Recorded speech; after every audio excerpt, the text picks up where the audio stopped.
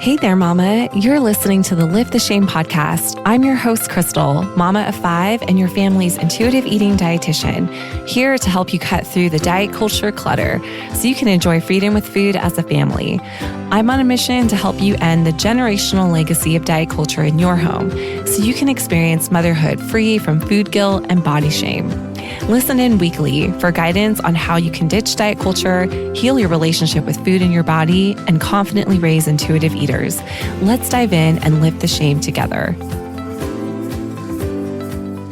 Welcome back to the podcast, Mama. We've been doing a little mini series on raising intuitive eaters and intuitive eating for moms. Last week's episode, we talked about 3 myths about raising intuitive eaters. So if you didn't hear it yet, make sure you go check it out. Today, I want to just unpack a little bit more this idea in terms of raising an intuitive eater while you're still learning to become one. Because again, I know so many of you relate to this and understand the pressure that you might be feeling in terms of, I have to have it all right. I need to have the perfect relationship with food in order to help my kids become intuitive eaters. And I wanted to delve into this particular piece a little bit more. Again, I think there's so much shame that we can carry as moms, especially if you are still in an active place of healing your relationship with food, or perhaps you're in a season of your eating disorder recovery that's just more challenging and you're struggling a little bit. You know, again, like there's so much pressure on having to have it all right, having to have it figured out, having to have everything perfect in order to give our kids the best shot possible at also being able to have a positive relationship with food. And I just want to encourage you, Mama, nothing could be further from the truth. You are allowed to be human. Please give yourself permission to be human. Your struggle with food does not mean that your child is also going to be struggling with food. And just like I emphasized in last week's episode, your child is already born with intact, innate, intuitive eating abilities. And it's all about doing what you can to preserve those intuitive eating abilities. And certainly modeling is a big part of that. However, there's a lot of other things that you can be doing and engaging in. And really being committed to trust-based feeding practices is going to be really helpful in supporting your child in preserving their innate intuitive eating abilities, even if you're not there yet, okay? And that's the big takeaway that I want you to just hear from this show, from the conversations around this topic. It is possible, Mama, to preserve your child's innate intuitive eating abilities. And we're going to talk a little bit more on practical ways that you can do that. So, first step here is, I alluded to this last week, but it's really important to just hold space for yourself. And it's so easy to assume that our experiences around food and body will be the same for our kids. And a lot of this is just by default, right? Like we just do this because we experience and move through life through the lens in which we have experienced life. Like all of our past experiences are informing us about future scenarios and future situations. And this is where it gets tricky when you're in eating disorder recovery and when you're healing your relationship with food. It's really important to be intentional about telling yourself that the experiences that you've had around food and your body, especially in the past and in your childhood and in your upbringing, have not been your child's. I will bet that you are actively doing things to ensure that your childhood experiences around food will not be your child's, right? Like, for example, I know a lot of moms that I've talked to who grew up in the Clean Your Plate Club. How many of you out there have also been a member of the Clean Your Plate Club? I am holding my hand up high. I know you can't see it, but I was that kid who heard those things like there are kids starving in other parts of the world, so you need to eat everything that's on your plate. Our caregivers and our parents did the best they could with the information and the resources they had. This is not about shaming or blaming anybody. However, when we zoom out and see the big picture of what's happening, when we are asked to eat a certain amount of food on our plate, that really erodes trust in our own body as the expert of what we need. We start to ignore our body's fullness cues and eat based on external reasons, or eat to appease our caregivers, or eat to keep the family situation regulated because we don't want to upset anybody. All those times where we've done that in our family dynamic or in our upbringing has really separated us from our body's cues and caused us to distance ourselves from what our body is telling us that it needs. And I say this as a common example because, again, I know I've heard so many of your stories and so many of you who have shared that. Like, yeah, I remember being that kid at the table who couldn't leave the table because I didn't finish everything that was on there. You know, that can be really damaging in a lot of ways. The good news, though, is that we learn that we don't want to do that for our kids, right? Like, we don't want our kids to feel those same feelings or learn those same messages or internalize this belief that they can't listen to their body. And so I know a lot of you are adapting an approach to feeding that is centering your child's autonomy and, you know, really allowing them to be the best expert of what they need by providing food, but essentially letting them choose what and how much they want to eat from the food that you've provided, which is amazing. That is a beautiful thing. And that is an example of, you know, being able to engage in a feeding practice that supports and preserves your child's intuitive eating abilities. And again, that practice does not hinge on whether or not you are an intuitive eater or you are in a place where you feel like, you know, you're in a good place with your relationship with food in your body. So I want you to see that this part of this practice is really like learning the strategies, but what these practices hinge on is actually trust. Trust in your child. And I will tell you, if you are in a place where you're finding it difficult to trust yourself when it comes to food, when it comes to your body, then it may be harder for you to extend trust to your child. But this is where it's so important to separate, again, what your experiences around food and your body have been like to be responsive to the child in front of you. So, you know, as an example, and I shared this in last week's episode, but for me, like, sweets was really hard to navigate with my kids because I had such a chaotic relationship with sweets. When I struggled with my eating disorder, I would never keep sweets in my house or in my apartment because I felt like I couldn't trust myself with them.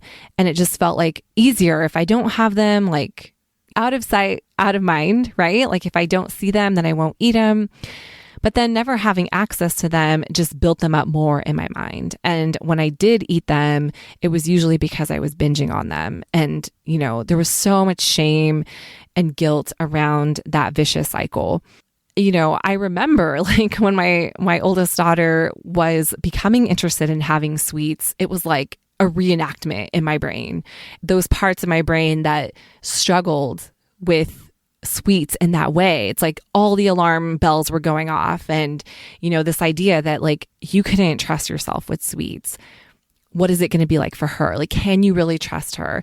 And on top of that, we're like bombarded with all these diet culture messages that have absolutely perpetuated the child feeding world, right? Where we hear messages like sugar is addictive, sugar is toxic, like don't let your kids eat that. All those things that we're holding, our experiences, these messages, diet culture is all making it harder for us to be proactive in trusting the child in front of us. And so as you're navigating, like, what does it look like to raise an intuitive eater while I'm learning to become one? A defining principle here is learning to trust the child in front of you. And this extends beyond just feeding. You know, I think, you know, we learn to trust our kids in a lot of different ways. And vice versa, like our kids learn to trust us. And this is part of building a healthy attachment between the parent-child relationship. And again, a lot of us didn't experience this growing up. So this might be new for you. So please, like, give yourself a lot of grace and compassion as you navigate this and as you figure this out. And just know you don't have to do it perfectly. You don't have to get it right 100% of the time in order to support your child in a positive way. not at all. But it's about learning. What does it look like to trust my child, right? Like, what does it look like to say yes to their request and allow them to eat that food that I'm internally terrified of? But I know that my eating experience has not been their eating experience, and I want to trust them and give them an opportunity to learn what feels good in their body, because I can trust their intuitive eating abilities are still there and intact, and they are cued into them. So that's just a little example of what I mean. But, even though you still might be learning what it means to trust your body, you can trust that your kids are the best experts of their own bodies. More important than trying to teach your kids about food is to trust them around food. So again, this kind of boils down to focusing on doing your jobs with feeding, trusting your kids to do their jobs with eating. That means you're focused on providing the food, providing regular access to food, exposing them to a variety of foods, even those foods that still might be triggers for you or that might be fear foods for you. You want to be intentional about including those for your children, not forcing or bribing or tricking them to eat certain things or certain amounts. This all is part of allowing our kids and trusting them to do their part with eating. Also, part of this is trusting that our kids will grow into the body that is right for them without any interference on your part. And this is a hard one. And this is something that we'll definitely talk about more, because oftentimes we can be triggered by our child's body and the size of their body, or if we see our kids going through a period where they're gaining weight, or if you have a child in a smaller body, like we project our experiences on our kids. And when we see our kids go through parallel situations, it can be really triggering. So we'll definitely be touching on that. But it's really like this practice of learning to trust your child and learning to manage your reactions and your discomfort that's coming up for you so that you can trust them. Because I will tell you, it has more to do with you managing your reaction than the way your child's actually eating. So that's a big point there when it comes to, again, raising an intuitive eater while you're learning to become one. A second one here is just being really intentional about approaching food in a neutral way. So many of us have grown up with this dichotomy of food being good and food being bad, right? Like, unfortunately, that's a huge proponent of diet culture, and therefore it's saturated. Like, our world is saturated with this kind of polarizing view of food. And there's so many foods that are demonized and vilified, and there's so many other foods that are put on a pedestal. And, if your kid just eats kale, they'll be so healthy. And I mean, I'm laughing because nothing could be further from the truth, right? Like, having an adventurous eater or having a kid that loves eating vegetables does not mean that your child is going to be healthy. And there's been a lot of muddied waters when it comes to feeding kids and what are best practices and what are the best foods that you should eat. And that's a whole nother topic for conversation too. And what I want to encourage you to do, especially if you're focusing on healing your relationship with food and you're like, I want my child to have the best shot possible at being an intuitive eater, and you want to preserve their intuitive eating abilities, we really need to focus on approaching food through a neutral lens. Because I'm telling you, as they get out into the world, they're going to start being bombarded with those diet culture messages. We want to make our children resilient to those messages, right? Like, we can't keep our kids in a bubble their whole lives.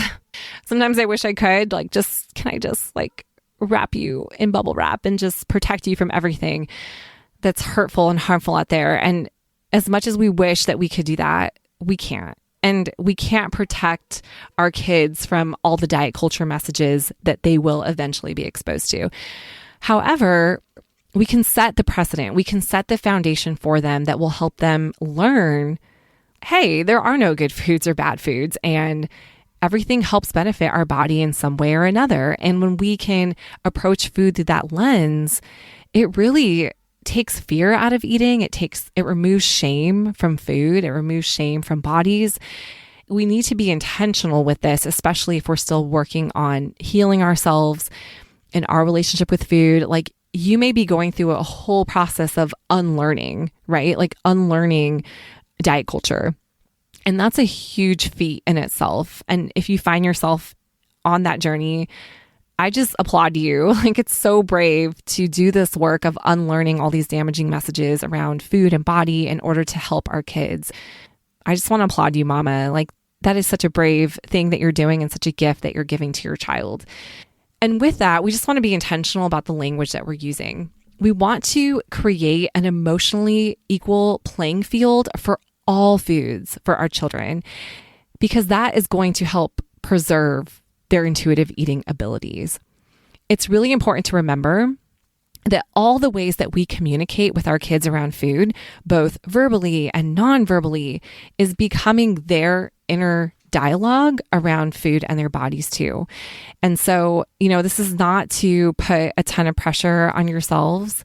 And I don't say this to put all the pressure on you, like where you have to like hyper focus on every single thing that you're saying and doing, or, be so vigilant about everything that you're engaging in around food with your kids that you don't actually enjoy living. And again, like this is not about getting it right 100% of the time, because that's just not feasible. That's just not possible. But when we aim for having a food neutral environment, it's going to give our kids a great shot at developing an internal dialogue around food that is very positive and trusting. And so the way that we can do that is just take inventory of the language that you use around food. Are you using any polarizing terms, like good or bad? Other polarizing terms that I think are equally as damaging, but often hidden under the guise of wellness, are using terms like healthy and unhealthy. Those terms categorize food in our children's mind, and really health concepts are actually very abstract for children because kids are very literal thinkers. So when they hear food being described as healthy or unhealthy, that can be really confusing for them. So I do encourage parents to avoid that kind of languaging as well. And we'll be chatting more about ways to support your kids when it comes to health and nutrition in a way that, doesn't interfere with their intuitive eating abilities. Because I think there's a lot of confusing nutrition information out there.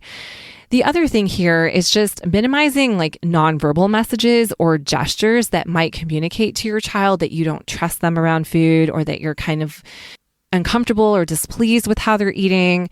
Again, it's natural for you to feel uncomfortable or for you to feel some discomfort around situations that may be parallel for you, right? Like we talked about that you might potentially be triggered around how your child eats or their body size. And that is not inherently a bad thing. What's more important is to make sure that you have tools to help you manage that discomfort, because if that discomfort is bubbling out and, it's now being projected, that might come across as a nonverbal message to your child that you're displeased with them, or you're uncomfortable, or you're not happy with them. And kids pick up on that energy and internalize that. An example of this would be like giving your kid the side eye, right? Or giving them the look across the table if, they're eating or doing something that you're not happy with. And so really this boils down to managing your reactions, managing your discomfort, figuring out ways to keep the environment safe and neutral for your child so that they're not assigning any of your messages or any of your meaning around food and bodies to their experiences around food and bodies. Lastly here, and this is something that you likely already know and are already doing, but I just want to reiterate it. And that is just being committed to your own healing journey when it comes to food and body. And look, like this is going to look different at different seasons of life. And some seasons of life, you may need more support than others. And I think sometimes just asking for help has so much shame attached to it, right? Again, like we feel like as moms, like I should have this all together. Like, why am I still struggling? And the thought of having to ask for help can make us feel like I'm a failure. And I want to challenge that shame, and I want to call out that shame, because that shame is what might be keeping you stuck and what might be preventing you from growing and healing, and really just understanding that we can't do this alone and we weren't meant to do this alone. I know it's hard because especially as moms in eating disorder recovery, we do feel alone.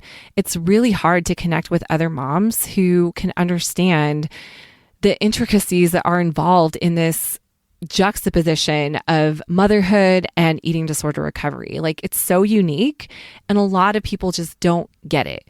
A lot of people don't understand all the challenges and obstacles that come with navigating motherhood in a predominantly dieting culture. It's hard. I get it. And I empathize with you. And I just want you to know that wherever you're at today, there is no criteria for asking for help.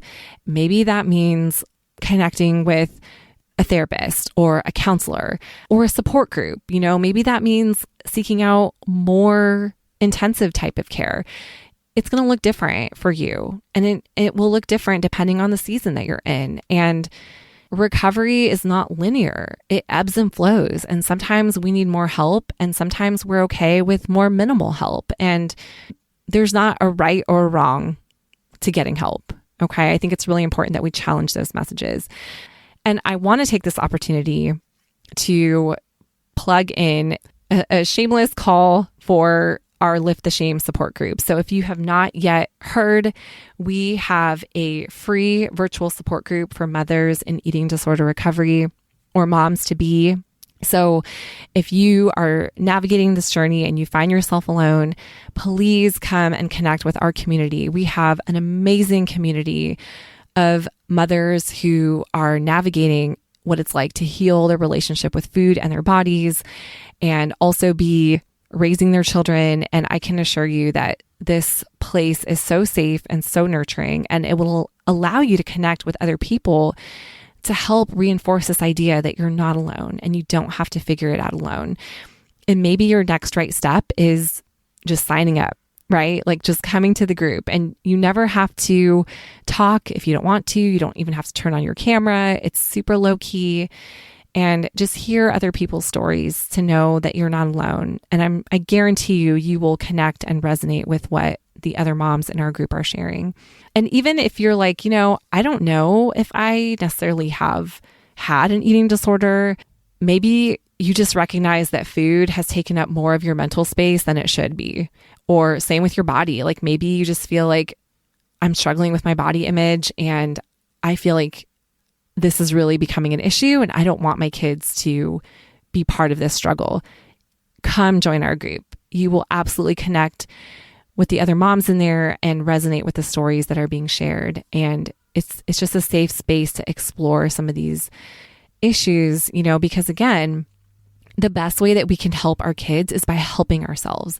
The more we heal, the more we learn to give to ourselves. And I know it sounds so selfish, but it's so vital. Like we cannot give to our children endlessly. Like we have to also take care of ourselves and learn to attune to ourselves and to our own needs and be responsive to our needs so that we can do the same for our kids. And I have found for myself personally that even on just the therapeutic side of healing from my own upbringing and all the different things that happened in my own life has really allowed me to form a more positive connection just overall with my kids outside of just food. Like I know that sometimes we hyper focus on food, but oftentimes food is happening and how we feed our kids is happening in a bigger context, and examining some of those pieces and just learning how to attach and formulate a secure attachment with our children really gives a good foundation for being responsive to them when it comes to food and their bodies in a really life-giving way. So I hope this encourages you today.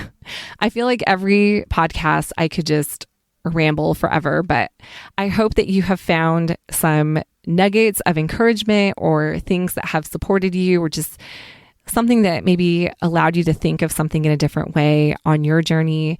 And I just want you to know that I'm here for you and would love to hear from you. So if something that I shared today you have questions about or thoughts that you'd like to share, please come to the show notes to leave a comment. You can connect with me on Instagram at Crystal Cargis, or leave me a voice memo, which you can find on the show notes for today's episode as well. I would love to hear from you. And I'll make sure to share our Lift the Shame support group, the link to sign up for that in today's show notes as well. If you're interested in joining, we would love to have you. Just know that you're not alone as you navigate this journey. And again, I can't say this enough, but just please be gentle with yourself and remind yourself that your children's ability to be an intuitive eater and to have a positive relationship with food does not hinge on your relationship with food. Okay. Give yourself some grace, and you want to remove that pressure from your shoulders because it's just too much. And there's a lot that you're already navigating, and there's a lot that I can guarantee you're probably already doing right to support your kids in giving them the best shot possible at having a great relationship with food. So I hope this helps. I can't wait to hear from you, and I will see you again next week. Take good care. Thank you for listening to this week's episode of the Lift the Shame podcast. For more tips and guidance on your motherhood journey, come connect with me on Instagram at Crystal Cargis. Until next week, Mama, I'll be cheering you on. Bye for now.